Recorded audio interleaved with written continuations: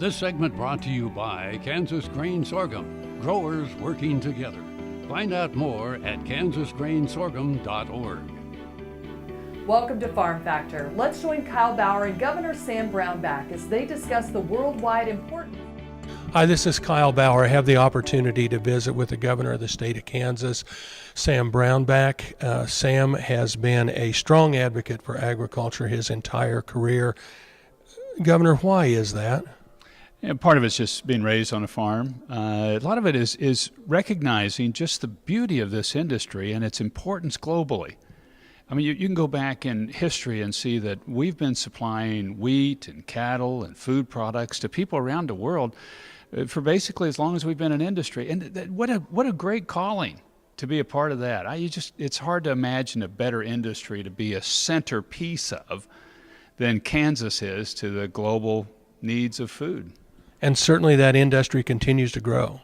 It does. Even in these down market time periods, you're seeing the industry grow, and you're seeing the industry try to figure out, okay, how do we reinvent ourselves? And each time, you've got more and more pressures, whether it's from environmentalists saying you can't use this, you got to do that, from the consumer saying I want this, I don't want that, and the industry each time just saying, okay, how do we respond? How do we move it forward?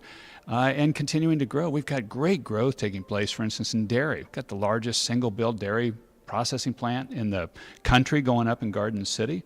We've got chances to have things like the American Royal in Kansas, and then build an agricultural genetics complex around. Then the NBAF facility being built here. That's $1.2 billion of the most unusual facility in the world. There won't be another one like it where you can research on these zoonotic diseases that go from animals to people. And we think we can build further the animal health corridor around that. So there's just a dynamic industry full of really good people that work well together, and this thing's going to continue to grow. Kansas is known as an ag-friendly state, all the way from clean water and clean air down to transportation issues. Why do we stand out in that direction? Do we just understand it?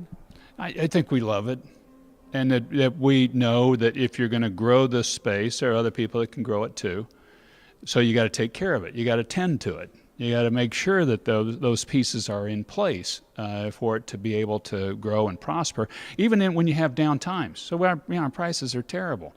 But you don't give up on the industry. That's just when you say, okay, what else can we do to see this business grow? And things too, like ethanol, that had a lot of controversy for quite a period of time. Our price of corn now might be half what it is if we didn't have ethanol, right now taking up 1/3 of the corn crop.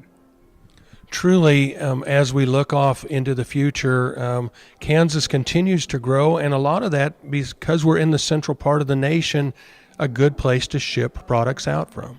Well, you got to be competitive on that. In any commodity business, you've got to be competitive on your shipping prices of it, and that's one of the key features for us.